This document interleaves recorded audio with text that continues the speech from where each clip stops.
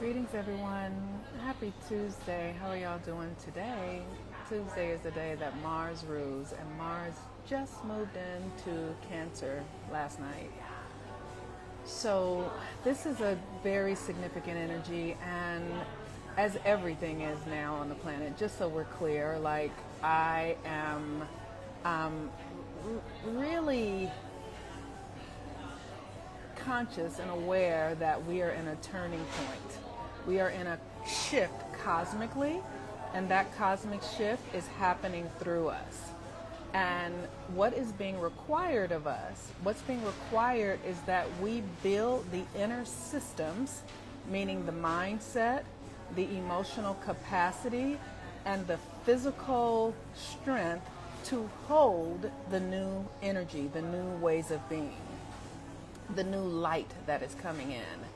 And this has required for me to literally deconstruct everything that I had believed to be true, that I was choosing as a way of life, and that I was living on a daily basis. I've had to deconstruct everything. I've had to ask questions about everything that was going on in my life. And Mars in Cancer, Mars is our will. It is where you are focusing your energy.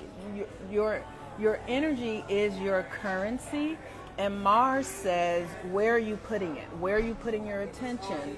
What are you choosing to believe in? What are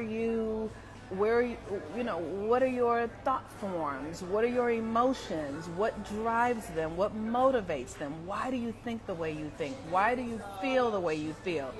All of this is a Mars conversation, because based upon how you think and how you feel will influence your choices.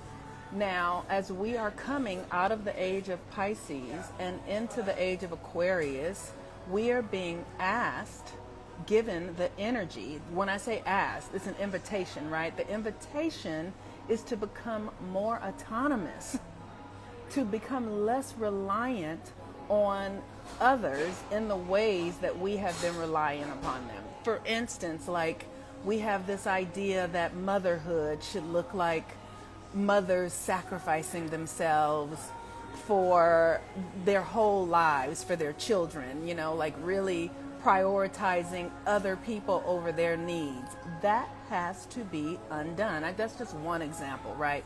We also have this idea that we get to fall in love and be kind of like swept off of our feet, and this idea of romance is going to be some sort of saving experience of our own hearts and own happiness. We're being asked to look at that. Why is that? Where did you get that from? What's true about that, right? Like how does that influence your life?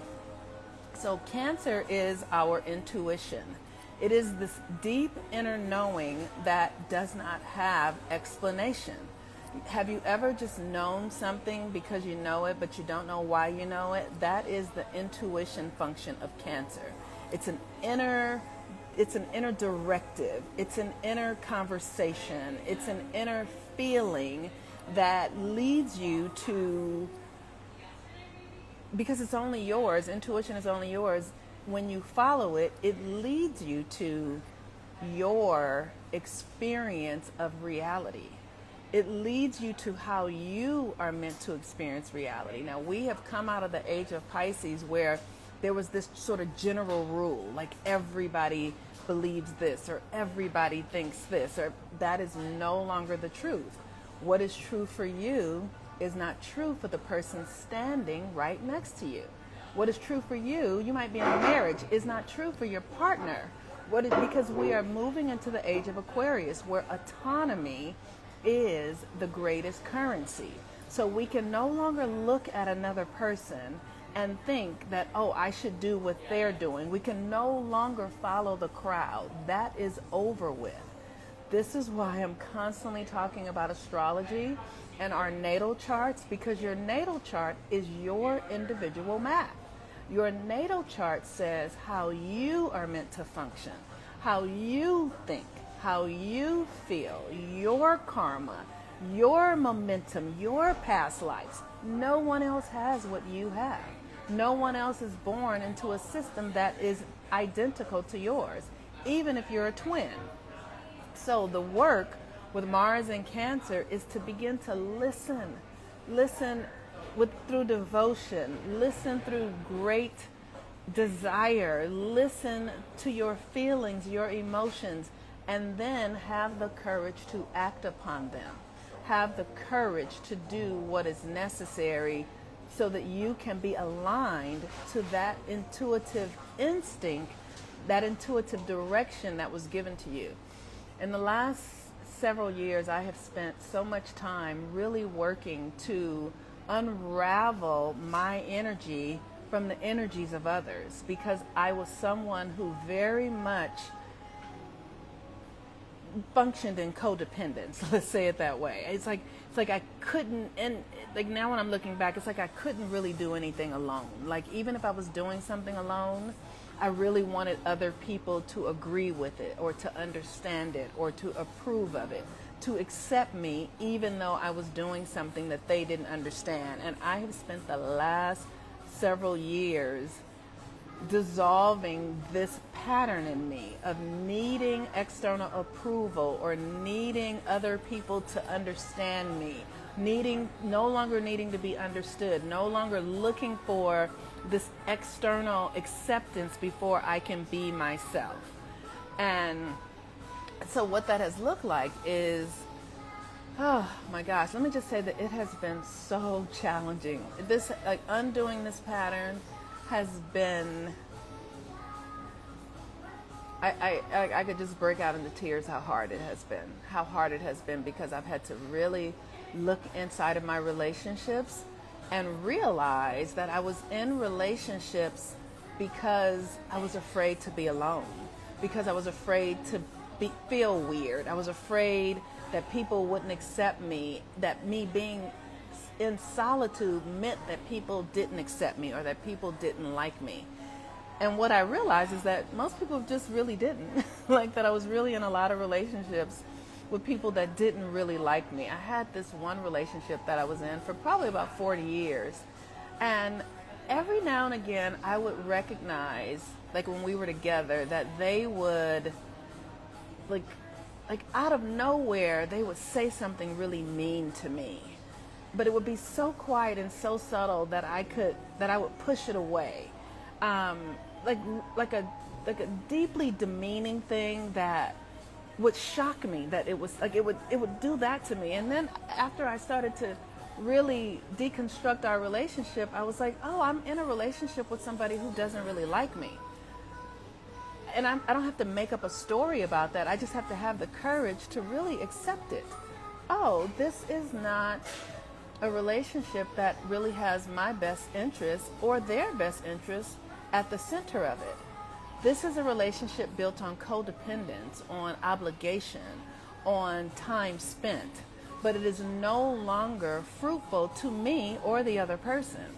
And so once I started to see that and realize it, then I had to get really clear about how I was sharing my energy. And I just stopped being available. I just stopped, making myself someone that they came to for reassurance. I stopped going to them for reassurance. And sooner or later, I literally just started pulling my energy back and being truer to myself. Like there was an experience in our relationship was because I had a mother who died when I was young, who was an addict, who was a woman who used her body to make money, and a father who was very much a gangster. And they had two parents who were what we would call upstanding Christian, devoted parents. I really thought they were better off than me. And because I thought they were better off than me, because of their parental experience, I would often defer to them energetically. I would often think like, oh, she's better off, she has more, and that created a disparaging energetic thing where I was giving her my energy, because in my mind I was aspiring to something that was hers. And then when I stopped doing that and I was like, no, I'm going to actually see what the value of my experience is. I'm not going to uphold her life as the one that's better. I'm going to look at my life and see how have I benefited from having a mother who was an addict, a father who was a criminal. What was the benefit in that for me? And what I started to see was, oh, I'm autonomous. Like, I don't have anybody to answer to. I'm free. I can come and go as I please. I can do what I want with my time and energy. I'm not bound by these parental agreements where I have to uphold these relationships in ways that keep me stuck in ways of being, right? So I had to start looking at what was the value of my experience and stop looking at what she had, thinking that I was missing something. And in doing that, it literally shifted the dynamic of our relationship. It shifted me. I wasn't admiring her any longer. I wasn't thinking that her life was better than mine or that she was better. I was beginning to see, oh, I'm free. I can come and go and I can choose my life according to what feels right for me. I am someone that has something that others don't because of the nature of my relationship with my parents. And whether it is ideal, that's not the point. Whether it's socially acceptable or ideal, that's not the point. The point is, what am I going to get from it? How do I use this to serve me, rather than looking at it thinking that I'm not as valuable because my experience isn't socially acceptable. And that changed, that was the first hit to our relationship, when I stopped idolizing her life, when I stopped believing that she was better off because she had this, and this, and that, and I did not. When I started looking and saying, well, how am I better off? Started prizing myself, honoring my own life, taking the value out of what I experienced and realizing that that value was divine, that I didn't need to throw away my experience for someone else's acceptance, for someone else's belonging. So Mars in Cancer is asking you to look at your family dynamics and see, where have you been fighting against yourself? What did you have to agree to in your family? What did you have to agree to? Hold on a second. What did you have to agree to in your family system, in the family that you were born into? What did you agree to? And how is it working for you? Is it serving you? What did you learn from it? Because ultimately, with Mars and Cancer, this is about really being connected to your own intuition, your own knowing, your own sense of your feelings, trusting them over what you were handed, what you inherited, and what we find as socially acceptable. All right, y'all. I love this work so much. We are in profound changing times. How are you all doing? How is the shift occurring for you in your life? Are you able to tap into new energy? Are you able to develop yourself? Because what's happening right now is we're being given the energy that really will help us become more of who we're meant to be. And so that means, like, you hear people saying superpowers, but it really is. Intuition is a superpower. Being able to see with clarity beyond the narratives is a superpower. Being able to choose based upon what is right for you and not the collective agreement is a superpower. Being able to hear beyond what people are saying and being able to see what's really happening is a superpower. So you are being asked to develop your own relationship to these energies and powers. And how is that going? How are you doing? Are you practicing your intuition? Are you building the muscle of your own psychic abilities?